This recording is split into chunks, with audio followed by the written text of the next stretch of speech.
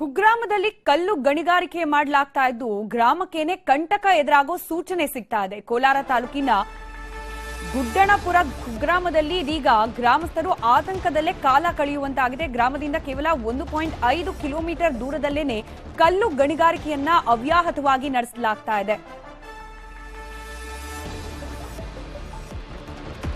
ದೊಡ್ಡಯೂರು ಬೆಟ್ಟದ survey number 76ರಲ್ಲಿ ಗಣಿಗಾರಿಕೆ ಮಾಡಲಾಗ್ತಾ ಇದ್ದು ಸ್ಫೋಟದ ತೀವ್ರತೆಗೆ ಗ್ರಾಮಸ್ಥರ ಮನೆಗಳಿಗೆ ಭಾರಿ ಪ್ರಮಾಣದಲ್ಲಿ ಹಾನಿಯಾಗ್ತಾ ಇದೆ.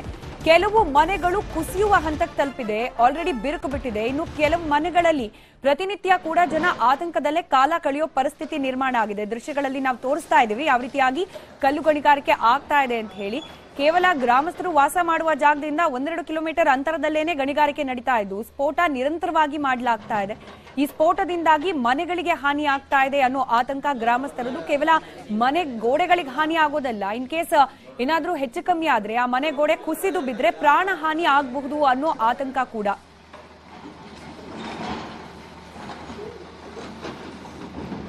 ಗಣಿಗಾರಿಕೆ ಮಾಡ್ತಾ ಇದ್ರು.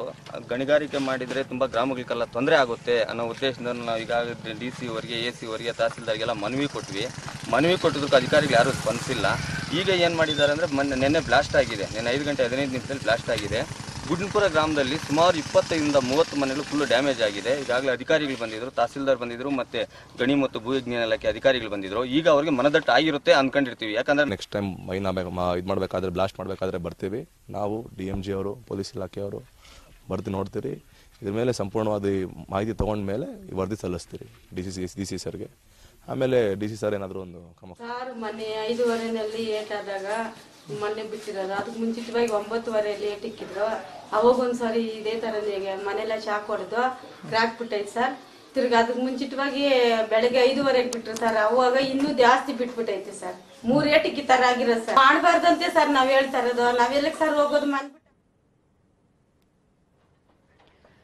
ಮತ್ತಷ್ಟು ಮಾಹಿತಿ ನಮ್ಮ ಪ್ರತಿನಿಧಿ ರಘುರಾಜ್ ನೀಡ್ತಾ ಹೋಗ್ತಾರೆ, ದೂರವಾಣಿ ಸಂಪರ್ಕದಲ್ಲಿದ್ದಾರೆ. ರಘುರಾಜ್, ಈಗಷ್ಟೇ ತಹಶೀಲ್ದಾರ್ ಮಾತುಗಳನ್ನ ಕೂಡ ಗಮನಿಸಿದ್ವಿ. ಅಂದ್ರೆ ಆಡಳಿತ ವರ್ಗದ ಗಮನಕ್ಕಿದೆ ಈ ಮ್ಯಾಟ್ರು ಅಂತ ಹೇಳಿ.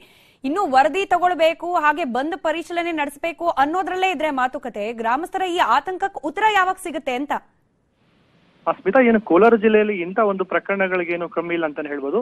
ಏನು ಕಳೆದ 1 ವರ್ಷದಿಂದನೇ ಈ ಒಂದು ಗ್ರಾಮಸ್ಥರೇನಿದ್ದಾರೆ ಅವರು ಗಣಿಗಾರಿಕೆಗೆ ವಿರೋಧವನ್ನು ವ್ಯಕ್ತಪಡಿಸಿದ್ರು. ಆದ್ರೆ ಈಗ ಎಲ್ಲ ಒಂದು ವಿರೋಧದ ನಡುವೆ ಕೂಡ ಈಗ ಅನುಮತಿಯನ್ನು ಕೊಟ್ಟು ಈಗ ಅಲ್ಲಿ ಗಣಿಗಾರಿಕೆ ಆರಂಭವಾಗಿದೆ. ಕಳೆದ 6 ತಿಂಗಳಿಂದ ಅಲ್ಲಿ ಗಣಿಗಾರಿಕೆ ನಡೀತಾ ಇರುವಂತದ್ದು. ಇಂಥದ್ದೇ ಸಮಸ್ಯೆ ಸುಮಾರು ದಿನಗಳಿಂದ ಅವ್ರಿಗೆ ಕಾಡ್ತಾ ಇತ್ತು. ಆದ್ರೆ ಈಗ ಕಳೆದ 15 ದಿನದಿಂದ ಏನು ಹೆಚ್ಚಿನ ಪ್ರಮಾಣದಲ್ಲಿ ಸ್ಫೋಟವನ್ನ ಬಳಸ್ತಿರೋದ್ರಿಂದ ಆ ಒಂದು ಮನೆಗಳು ಕೂಡ ಬಿರುಕು ಬಿಟ್ಟು ಮತ್ತೆ ಮೇಲ್ಛಾವಣಿ ಕೂಡ ಉದುರ್ತಾ ಇದೆ ಅಂತಕ್ಕಂಥ ಒಂದು ಆರೋಪ ಅಲ್ಲಿನ ಗ್ರಾಮಸ್ಥರದಾಗಿರುತ್ತೆ. ಈಗ ಸ್ಥಳಕ್ಕೆ ತಹಶೀಲ್ದಾರ್ ಅವರು ಕೂಡ ಭೇಟಿ ಕೊಟ್ಟು ಮೊನ್ನೆ ಪರಿಶೀಲನೆ ಮಾಡಿದ್ರು. ಇವತ್ತು ಅಲ್ಲಿ ಟ್ರಯಲ್ ಬ್ಲಾಸ್ಟಿಂಗ್ ಅನ್ನ ಮಾಡಿ ಅಲ್ಲಿ ಬಳಸ್ತಾ ಇರುವಂತಹ ಸ್ಫೋಟಕದ ತೀವ್ರತೆ ಎಷ್ಟಿದೆ ಅಂತಕ್ಕಂಥ ಒಂದು ಮಾಪನವನ್ನ ಇಟ್ಟು ಇವತ್ತು ಅಲ್ಲಿ ಚೆಕ್ ಅನ್ನ ಮಾಡಿದ್ದಾರೆ. ಈಗ ನಾಳೆ ಜಿಲ್ಲಾಧಿಕಾರಿಗಳಿಗೆ ವರದಿಯನ್ನು ಕೊಟ್ಟ ನಂತರ ಇನ್ನು ಮುಂದೆ ಅಲ್ಲಿ ಬ್ಲಾಸ್ಟಿಂಗ್ ಯಾವ ಪ್ರಮಾಣದಲ್ಲಿ ಮಾಡಬೇಕು ಮತ್ತೆ ಯಾವ ಒಂದು ವಿಧಾನದಲ್ಲಿ ಮಾಡಬೇಕು ಅಂತಕ್ಕಂಥ ಒಂದು ಸೂಚನೆಯನ್ನ ಜಿಲ್ಲಾಧಿಕಾರಿಗಳು ಕೊಡ್ತಾರೆ. ಏನಂತಂದ್ರೆ ಗ್ರಾಮಸ್ಥರು ಹೇಳ್ತಾ ಇರೋದು, ಪ್ರತಿ ಸಲ ಬ್ಲಾಸ್ಟಿಂಗ್ ನಡೆಸಿದ ಸಮಯದಲ್ಲಿ ಅಲ್ಲಿ ಏನು ಹೆಚ್ಚಿನ ಪ್ರಮಾಣದಲ್ಲಿ ಬಳಸೋದ್ರಿಂದ ಮನೆಯೆಲ್ಲ ಅಲಗಾಡುತ್ತೆ, ಮನೆಯಲ್ಲಿರುತ್ತಾ ಪಾತ್ರೆ ಸಾಮಾನೆಲ್ಲ ಕೆಳಗೆ ಬೀಳುತ್ತೆ ಅಂತಕ್ಕಂಥ ಮಾತನ್ನ ಅಲ್ಲಿ ಗ್ರಾಮಸ್ಥರು ಹೇಳ್ತಾ ಇತ್ತು. ಆದ್ರೆ ಅಧಿಕಾರಿಗಳು ಹೇಳೋ ಪ್ರಕಾರವಾಗಿ ಈಗ ಟೆಕ್ನಿಕಲ್ ಆಗಿ ಎಲ್ಲಾ ರೀತಿಯಾದ ನಾವು ರಿಪೋರ್ಟ್ ಅನ್ನ ಕೊಟ್ಟ ಮೇಲೆ ನಂತರ ಈಗ ಅಲ್ಲಿ ಗಣಿಗಾರಿಕೆ ಅನುಮತಿಯನ್ನು ಕೊಟ್ಟಿದ್ದೀವಿ. ಇಲ್ಲಿ ನಡೀತಾ ಇರುವಂತಹ ಬ್ಲಾಸ್ಟಿಂಗ್ ನಿಂದ ಯಾವುದೇ ತರ ಗ್ರಾಮಕ್ಕೆ ಸಮಸ್ಯೆ ಇಲ್ಲ ಅಂತಕ್ಕಂಥ ಮಾತನ್ನ ಹೇಳ್ತಾ ಇದ್ದಾರೆ. ಆದ್ರೆ ಗ್ರಾಮಸ್ಥರು ಏನ್ ಹೇಳ್ತಾ ಇದ್ದಾರೆ ಅಂತಂದ್ರೆ ಅಲ್ಲಿ ಗಣಿಗಾರಿಕೆ ನಡೆಯೋದ್ರಿಂದ ನಮ್ಮ ಮನೆಗಳಿಗೆ ಸಾಕಷ್ಟು ಹಾನಿ ಆಗ್ತಿದೆ. ಹಾಗಾಗಿನೇ ಗಣಿಗಾರಿಕೆಯನ್ನ ಬೇರೆ ಕಡೆಗೆ ಸ್ಥಳಾಂತರ ಮಾಡಿ, ಇಲ್ಲಾಂತಂದ್ರೆ ಇಲ್ಲಿ ಗಣಿಗಾರಿಕೆಯನ್ನ ತಾತ್ಕಾಲಿಕವಾದರೂ ಸ್ಥಗಿತ ಮಾಡಿ ಅಂತಕ್ಕಂಥ ಒಂದು ಆಗ್ರಹವನ್ನು ಮಾಡ್ತಾ ಇರೋದು. ಈಗ ಒಟ್ಟಾರೆ ಅಧಿಕಾರಿಗಳು ಸ್ಥಳಕ್ಕೆ ತೆರಳಿ ಪರಿಶೀಲನೆ ಕೂಡ ಮಾಡಿದ್ದಾರೆ. ಮುಂದೆ ಏನು ಜಿಲ್ಲಾಧಿಕಾರಿಗಳು ಯಾವ ನಿರ್ಧಾರವನ್ನು ತಗೊಳ್ತಾರೆ ಅಂತ ಕಾದು ನೋಡಬೇಕಾಗಿದೆ. ಸ್ಮಿತಾ, ಧನ್ಯವಾದ ರಘುರಾಜ್ ಮಾಹಿತಿಗಾಗಿ. ಇದೇ ವಿಚಾರಕ್ಕೆ ಸಂಬಂಧಪಟ್ಟಂತೆ ಸ್ಥಳಕ್ಕೆ ಭೇಟಿ ನೀಡಿದ ತಹಶೀಲ್ದಾರ್ ಕೂಡ ಮಾತನಾಡಿದ್ದಾರೆ. ಏನ್ ಮಾತನಾಡಿದ್ರು ಕೇಳೋಣ.